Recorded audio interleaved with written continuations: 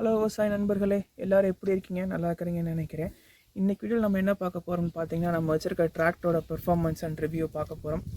நம்ம வச்சுருக்க டிராக்டர் வந்து ஃபோர்ஸ் பிராண்டு. ஃபோர்ஸில் வந்து சன்மான் 6000ங்கிற சீரீஸு. ஸோ இது வந்து 50 HP டிராக்டரு. இன்றைக்கி அதோட பெர்ஃபார்மன்ஸ் எப்படி இருக்குது, என்ன ஏதுங்கிறது இன்றைக்கி வீடியோவில் பார்ப்போம்.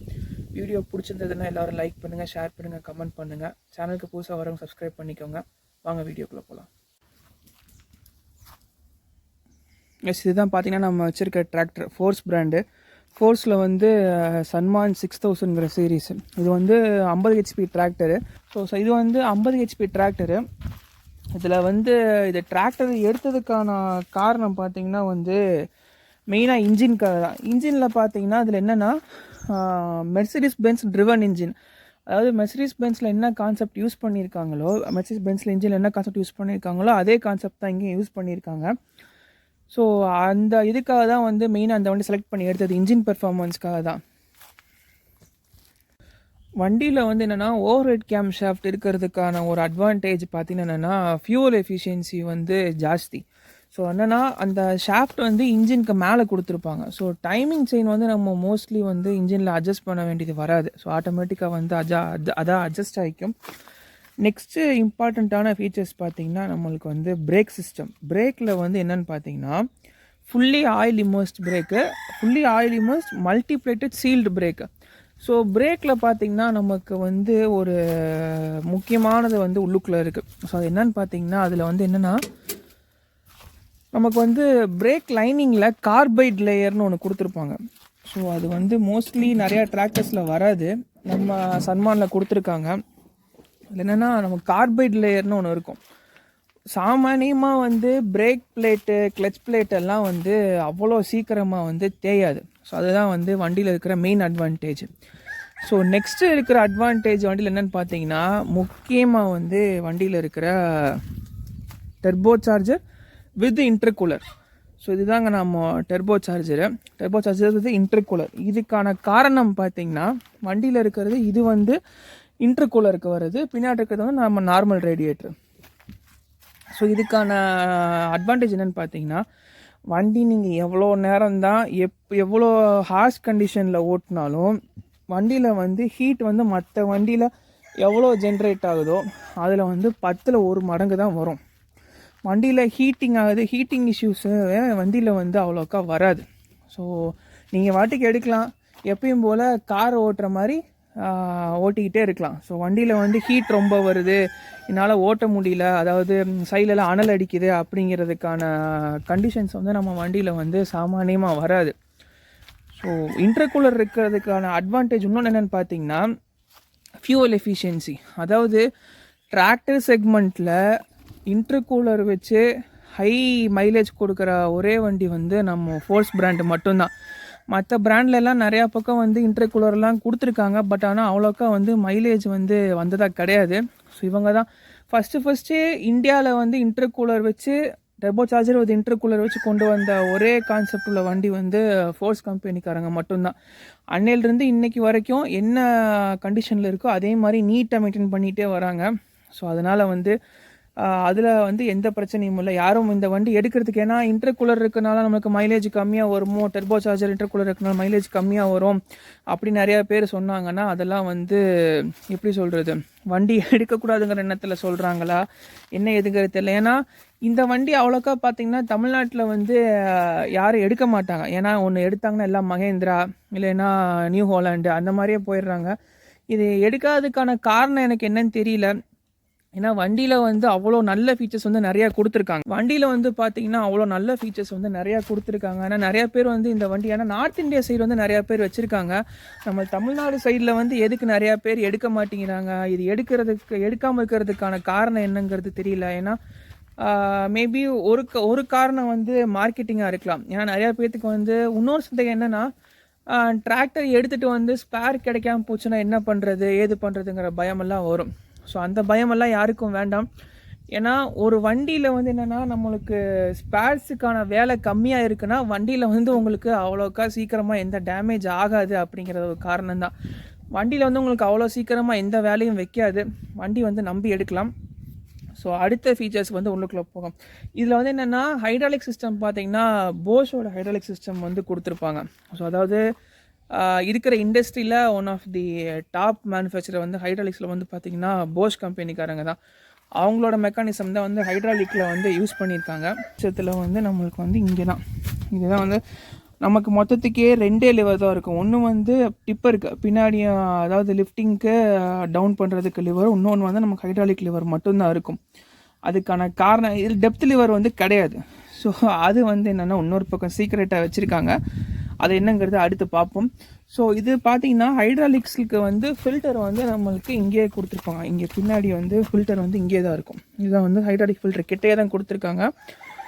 வண்டியில் வந்து அடுத்து முக்கியமானது ஒரு சிஸ்டம் என்னென்னு பார்த்தீங்கன்னா ADDC, auto depth and draft control சிஸ்டம்பாங்க. ஸோ அங்கே லிவர் உங்களுக்கு சொன்னேன் பார்த்தீங்களா, உங்களுக்கு வந்து அதில் டெப்த் லிவர் வந்து இருக்காது. ஸோ நம்ம என்ன பண்ண போகிறோன்னு பார்த்தீங்கன்னா வண்டியில் வந்து ஹைட்ராலிக்கை ஃபுல்லாக லிஃப்ட் பண்ணிவிட்டு பின்னாடி வந்து ஒரு சின்ன லிவர் ஒன்று இருக்கும், காமிக்கிறேன். இதை வந்து நம்ம ஃபுல்லாக லிஃப்ட் பண்ணிவிட்டு இந்த லிவர் இருக்குது பார்த்தீங்களா, இதை வந்து மேலே தூக்கி விட்டணும். மேலே தூக்கிட்டோம்னா என்ன ஆகுன்னு பார்த்தீங்கன்னா நமக்கு வந்து இப்போ ஒரு இடத்துல வந்து காடு வந்து நம்மளுக்கு வந்து ரொம்ப கட்டியாக இருக்குது, ரொம்ப லோட் ஆகுதுன்னா நம்ம மற்ற டிராக்டரில் என்ன பண்ணுவோம்னா நம்ம டெப்த் லிவரை வந்து கொஞ்சம் மேலே தூக்கிட்டு திருப்பி கீழே இறக்கிடுவோம். ஸோ அந்த வேலையை வந்து நம்ம பண்ண மாட்டோம், இன்ஸ்டன்ட் டிராக்டரே பார்த்துக்கும். கைஸ் பார்த்தீங்கன்னா ஏடிடிசி ஒர்க்கிங் வந்து நான் அடுத்தவங்களுக்கு வீடியோவில் அட்டாச் பண்ணுறேன். அதில் பாருங்கள், பின்னாடி கலப்பையில் வந்து கொஞ்சம் கொஞ்சமாக மேலே ஏறி இறங்குறது தெரியும். ஸோ வீடியோ அட்டாச் பண்ணுறேன், பாருங்கள்.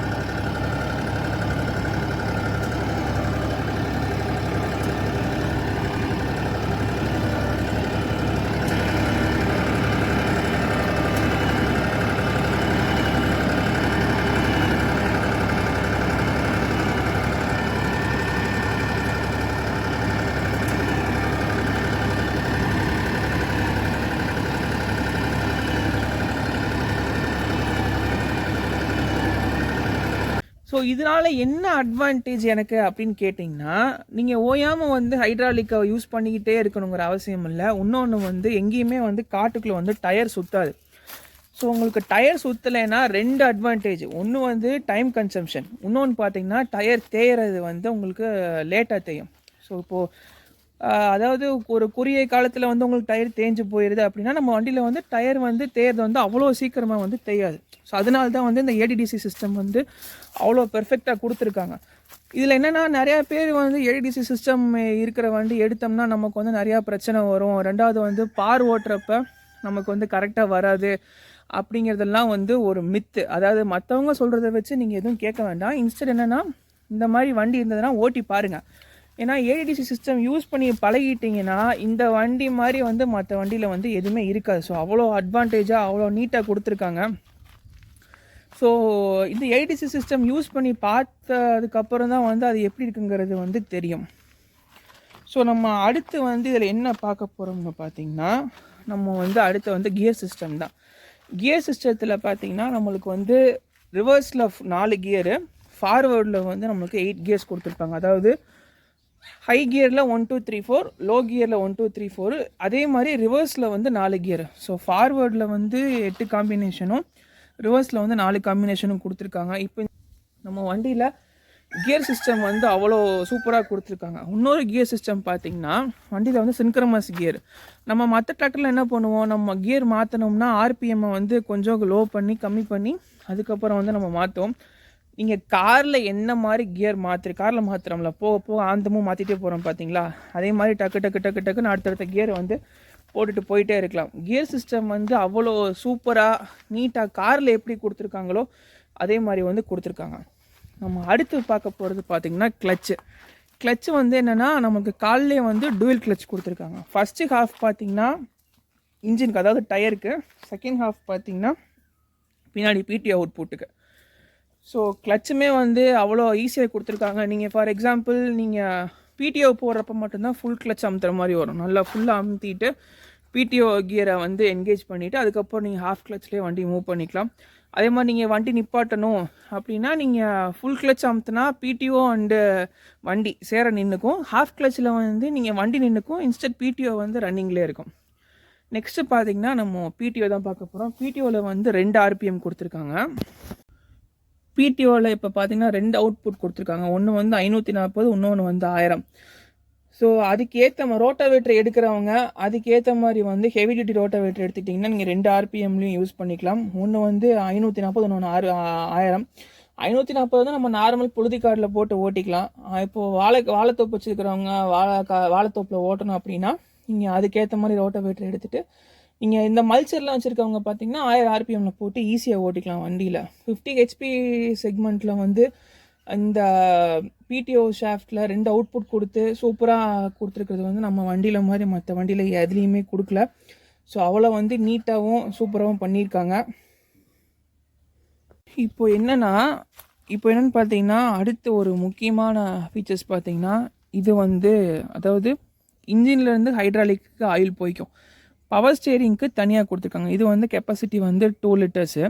ஹைட்ராலிக் வந்து 2 லிட்டரு. இன்ஜின் ஆயில் கெப்பாசிட்டி பார்த்தீங்கன்னா 5.5 லிட்டர், 5 லிட்டரு. அதே மாதிரி ஃபியூவல் டேங்க் வந்து 54 லிட்டரு. நீங்கள் வந்து ஒரு தடவை ஃபுல் பண்ணிவிட்டு ஓட்டினீங்கன்னா டீசல் வந்து எப்படி சொல்கிறது, மற்ற வண்டியில் தீர்றதை விட நம்ம இதில் வந்து ரொம்ப கம்மியாக தான் போகும். நம்ம வண்டியில் இது வரைக்கும் இப்போ வண்டி வந்து 140 மணி நேரம் ஓடி இருக்க வண்டி. ஸோ இது வரைக்கும் கணக்கெடுத்து பார்த்ததில் ஓவராலாக 1 மணி நேரத்துக்கு பார்த்தீங்கன்னா 3 லிட்டர் தான் டீசல் போயிருக்கு. ரோட்டாவேட்டரு கலப்பை எது எடுத்துக்கிட்டாலும் 3 லிட்டர் தான். நீங்கள் ஈரக்காட்டில் ஓட்டினீங்கன்னா கொஞ்சம் எக்ஸ்ட்ரா போகும், அவ்வளோதான். அதே மாதிரி இந்த கலப்பையில் ஏடிடிசி இருக்கிறதுனால உங்களுக்கு வண்டி லோட் ஆகிறதுக்கான வாய்ப்பும் கம்மி. ஏன்னா நீங்கள் வண்டி லோடாகி அது நம்ம சென்ஸ் பண்ணி நம்ம ஹைட்ராலிக்கை மூவ் பண்ணுறதுக்குள்ளே அந்த இது வந்து வண்டி வந்து இமீடியட்டாக பண்ணிடும். ஸோ அதனால் வந்து நமக்கு எந்த ப்ராப்ளமும் கிடையாது. ஃபியூவல் கன்சம்ஷன் வந்து ரொம்ப ரொம்ப ரொம்ப ரொம்ப கம்மியாக தான் இருக்கும். அடுத்து வண்டி பார்த்தீங்கன்னா 3 சிலிண்டரு 4 ஸ்ட்ரோக் இன்ஜினு. சிலிண்டர் வந்து 3 தான் இருக்குதுன்னு நினைக்க வேண்டாம். ஏன்னா 3, அதாவது நம்மளுக்கு வந்து 3 சிலிண்டர்லேயே வந்து எவ்வளோ தூரம் ஹை டார்க் கொடுக்க முடியுமோ வண்டியில் வந்து டார்க் வந்து அவ்வளோ ஜாஸ்தியாக கொடுத்துருக்காங்க. இப்போ நம்ம வச்சுருக்க ரோட்டாவேட்டர் பார்த்தீங்கன்னா 42 பிளேட் ரோட்டாவேட்டர் புல் கம்பெனியில் வச்சுருக்கோம். இது வந்து ஹெவி டியூட்டி ரோட்டாவேட்டர். இது என்னென்னா நம்ம எவ்வளோ தான் ஃபுல் டெப்த்தில் இறக்கி விட்டு ஓட்டாலும் வண்டி வந்து கொஞ்சம் கூட திணறாது. அதே மாதிரி ஹீட்டிங் இஷ்யூஸும் எதுவுமே கிடையாது. அவ்வளோ வந்து அருமையாக டிசைன் பண்ணியிருக்காங்க. நம்ம வண்டி எடுத்த டீலர் பார்த்திங்கன்னா அநேகன் மோட்டார்ஸ் கள்ளக்குறிச்சியில் வந்து வச்சுருக்காங்க. ஸோ அதாவது நாங்கள் கிட்டத்தட்ட 2-3 தடவை வந்து போய் விசாரிச்சுட்டு தான் வண்டி எடுத்தோம். ரொம்ப ஃப்ரெண்ட்லியான ஏரியா இது. ஸோ என்னென்னா